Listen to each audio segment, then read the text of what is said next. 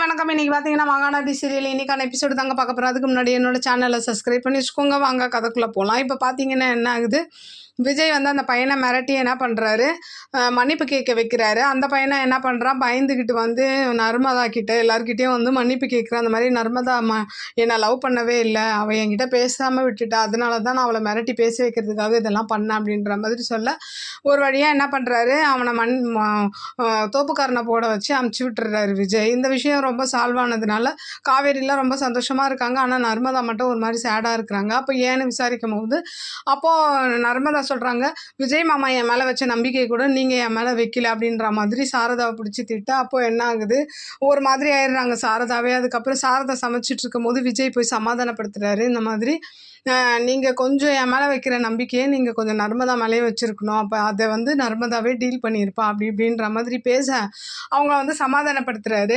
இந்த பக்கம் பார்த்தீங்கன்னா இது எல்லாத்தையும் காவேரி கேட்டு இருந்துட்டு என்ன பண்ணுறாங்க, போயிட்டு இந்த மாதிரி நர்மதா கிட்ட சொல்கிறாங்க.